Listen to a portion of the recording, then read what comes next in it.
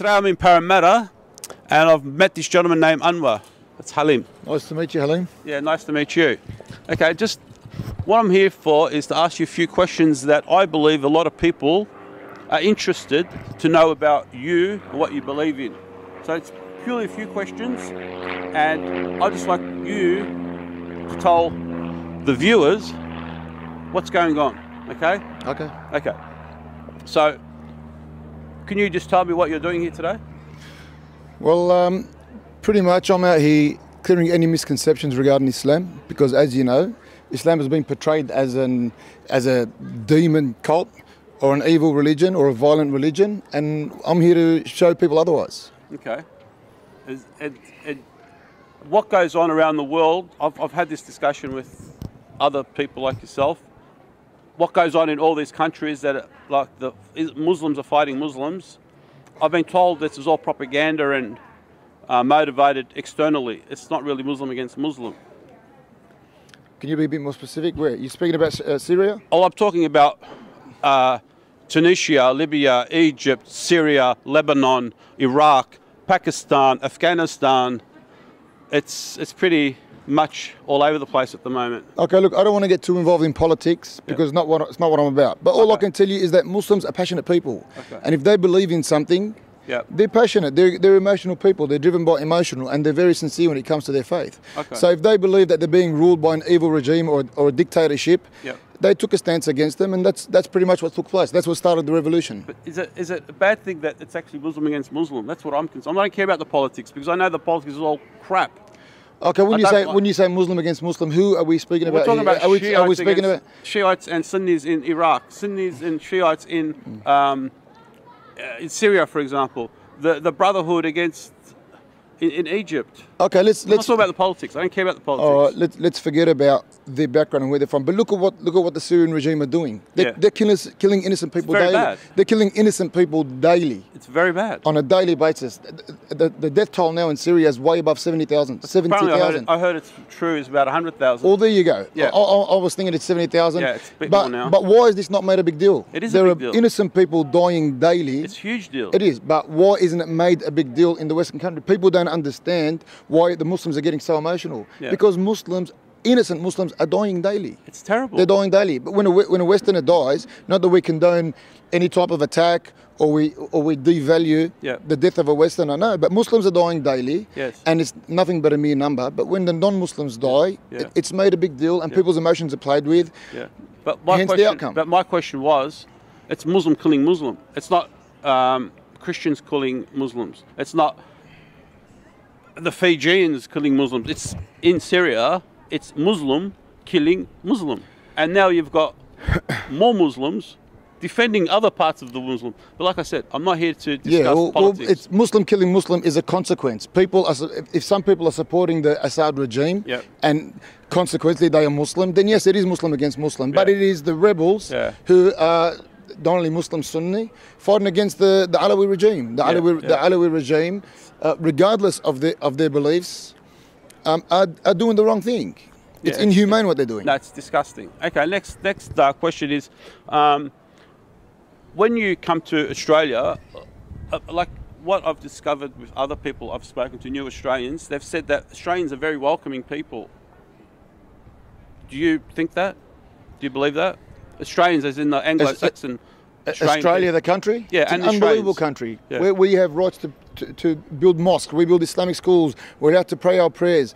We're not restricted in any way. Yeah. So of course we Do you love and respect Australia? I love this country. Yeah, I reckon it's the best country to live in the world. It is. I think so too. One of the other questions is, a lot of young people I've spoken to who are very much into Islam believe that one day, and their goal is to turn this country into an Islamic state. Do you believe this? Is this part of what you're doing today? Well, no, definitely not. Well, when you say that they want to turn this country into an Islamic state, how? What's the process? What are they trying to do? Are they trying to invade the country? Are they trying to enforce their Sharia law? Yeah. They're not. What they say is they prefer Sharia law. Yeah. As a Muslim, we believe Sharia law is a sovereign law made by God. Okay. Okay, so the Muslim stance is, yes, we believe, it's our belief. And if any Muslim denies this, then he's denying the truth. We believe that Sharia law is God-made law. I know it sounds harsh when you speak about the chopping off of a hand if somebody steals, or the stoning to death if somebody commits adultery, but it was a system that worked. Yep. And since the system has been abolished for such a long time, as you know, look, alcohol, for example.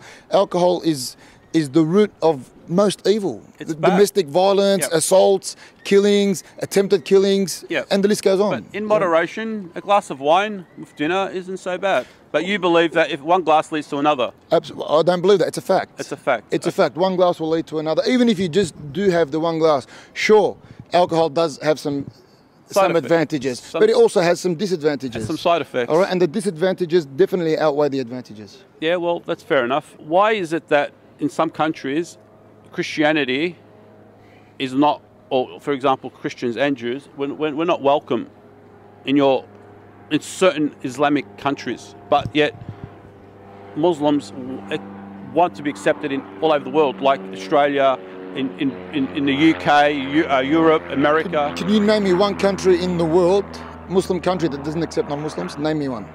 That doesn't accept? Non-Muslims. Saudi Arabia? That's not true. You can't have a church in Saudi Arabia. You can't wear a cross in Saudi Arabia. Can you have a mosque in the Vatican? No. You can't, because that's the law of the country. The Vatican City, that's their law. Yeah. Saudi law is non-Muslims are allowed to live in Saudi, and many non-Muslims do, but they're not allowed in Mecca and Medina. We believe them to be sacred places. Yeah, and the law of the country is, it's not a democracy. It's the law of the country. It's a monarch. The law of that country is that you're not allowed to build a church in Mecca and in Medina. Yeah, but you're allowed to build churches in other parts of Saudi Arabia. But why would you build a church in Saudi Arabia where there's no Christians? It's pointless. Well, you've got employees, you've got people who work there, who run. Okay, if they want to build a church, let it go through the system and they can build a church. They're just not allowed to in Mecca and Medina. The same way the Muslims are not allowed to build a mosque in the Vatican. No, apparently you can't build a church in all of the kingdom of Saudi Arabia.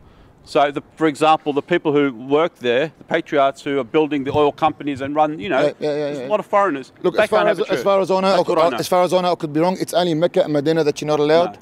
But there are the population of the Christians are minute in number. Yeah, fair enough. So there really is no point of building a church there. And if they want to, it's got to go through the system. You mentioned the Vatican and Rome. As a human being, you're actually allowed to go to Rome. You're allowed to go to the Vatican. You're allowed to go into our churches. But me as a Christian, I'm actually not even allowed to step foot into the Medina or Mecca, which is. Do you want to go to Mecca and Medina? Would I like to? Yeah. Not really, but so what's the point?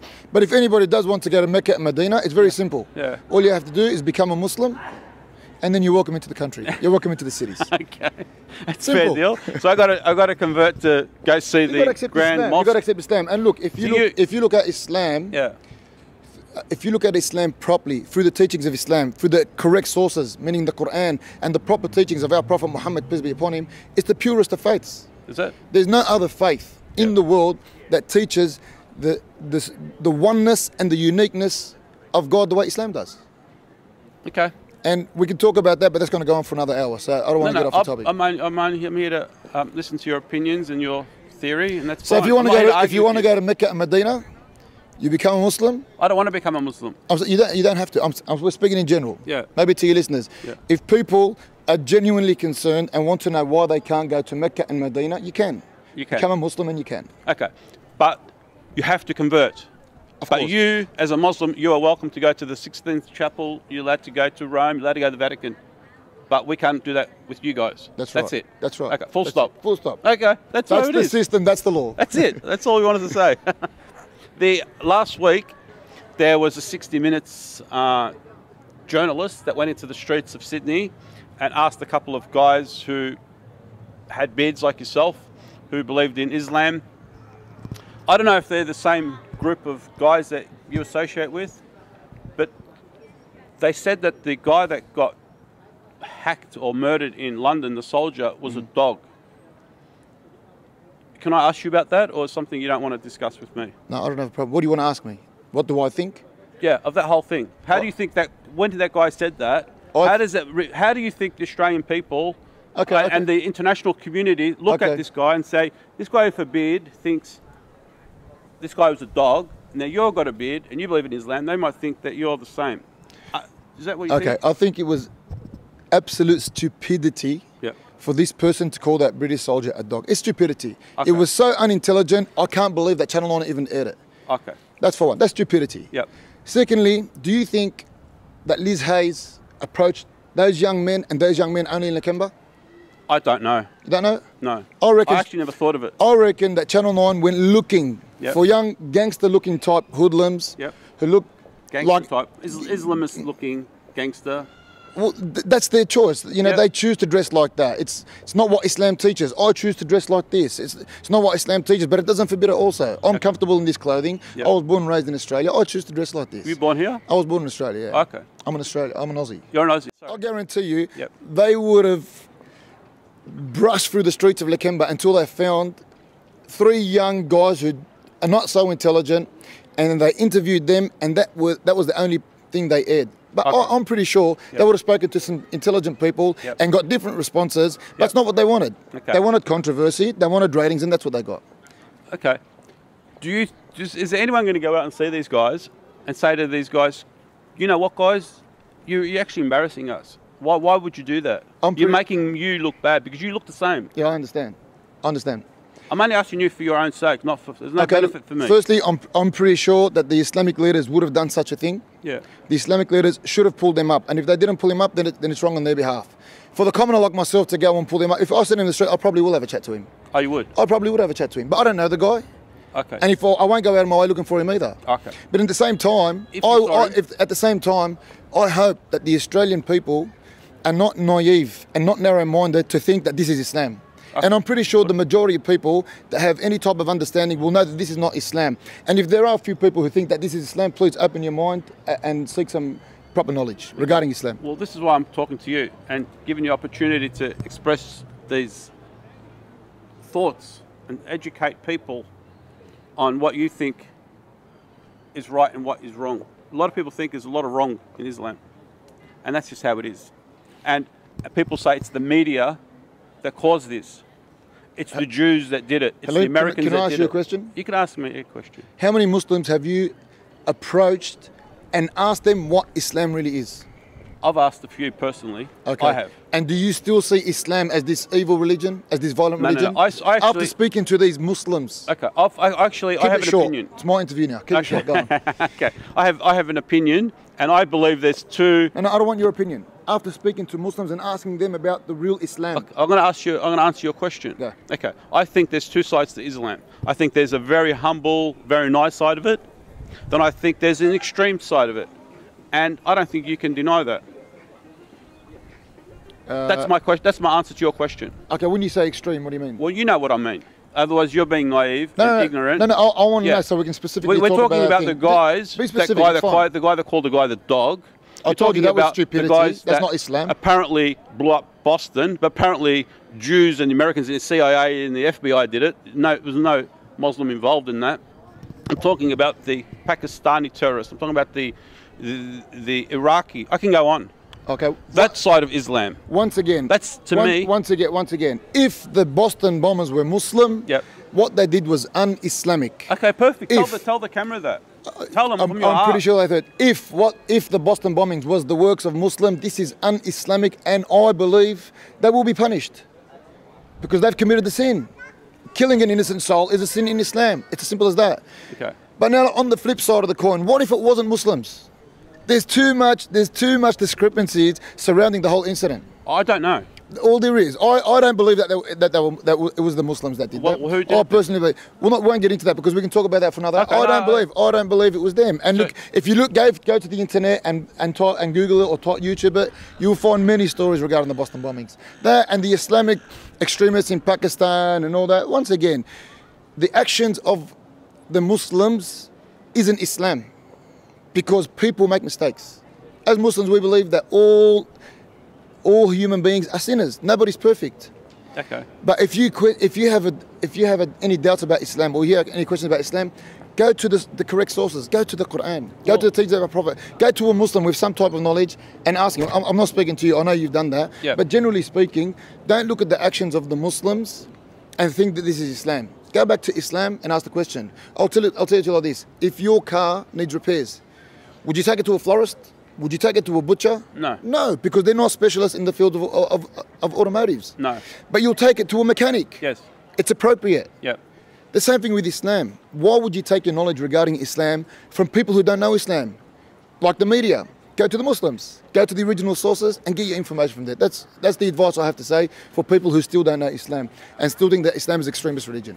Okay, so at the end of the day, this is what this whole thing is about. For you to tell the public what it's all about. That's all it is. No, I appreciate this opportunity. Yeah, that's all it is. And if I did sound a little bit emotional or defensive, I'm an emotional type of guy, and I love Islam. I love my religion, and I hate it when Islam is perceived as a violent religion or as an extremist religion, because it's not. I just wish that people would view Islam the way it really is, according to the correct teachings of our beloved Prophet, peace be upon him. Okay, that's fair enough. But do you think that the Muslims, I don't know if we can agree on that, the Muslims that are giving Islam a bad name, don't you think they need to be worked on to stop giving you, a good Muslim, a bad name? I think that's quite clear. Yeah, no, I understand. Do you think that is a goal for the Hajjs around the world and the high what do you call the guys? The scholars. The scholars. Do you think that they should be on, people like yourself, shouldn't you be on a mission to stop these people from destroying your holy, peaceful, fantastic religion? I understand the question. I understand. I think that this is in the process. It's in the process. It's not a quick fix. It's not something we can fix overnight. All right, that's it. Okay. Okay. The last question is: Can Islam live alongside with Christians and Jews, or do you think it should eventually be all a world of Islam? Islamic world. Throughout the history of Islam, you just have to look as far back as Spain. The Christians and the Jews, while living under Islamic law, had more rights than they ever did. Yep. The Christians and the Jews had safe haven, living under the Islamic rule. Yep. So this is what Islam does. Yep. It's a just religion. Yep. And we're supposed to live side by side with the Christians and Jews. In the time of our Prophet Muhammad, peace be upon him, they lived alongside the Christians and the Jews, and they had their rights the same way any Muslim did. Okay. So it just happens to be today's society or modern society that we're living in a rough time. Don't like Jews and Americans. It's not that they don't like them as individual people, but they don't like what is happening overseas. Yep. And unfortunately, the Zionists are behind most of this. Okay, fair enough. And do you have any other passions and hobbies other than doing this? Other than doing this? Yeah. Of course, yeah. Like what? I love my sport. I played footy? I played rugby league growing up. I still play Ostec till today. Yep. I play tennis. So sport is definitely a hobby of mine. Yep. I have a family. You have a family? Married with 5 children. Oh, beautiful. Love them to death. Yes, they're a big part of my life. Yep. So yeah, I live an absolutely normal life. Yeah. Sure, I have a beard. Sure, I'm a Muslim. Sure, I preach Islam. Yep. But if that's extremism, then I'm extremist. That's all I'm doing. Okay. And well, that's look, I think you've answered all the questions, and I think you've given a different perspective to people watching someone like yourself speak honestly from the heart for the first time. I think you've given them a complete new perspective on the subject. I hope so. And once again, if I did sound a little bit emotional or defensive, it's only because I am an emotional type of guy. Yep. And if I said anything correct, it's from Allah Almighty. If I said anything wrong, it's from the evil works of Satan. All right. Thank you very much for your time. You're welcome, Ali. Pleasure. Thank you very much. Thank you very much. Thanks, thank you. All right. All right.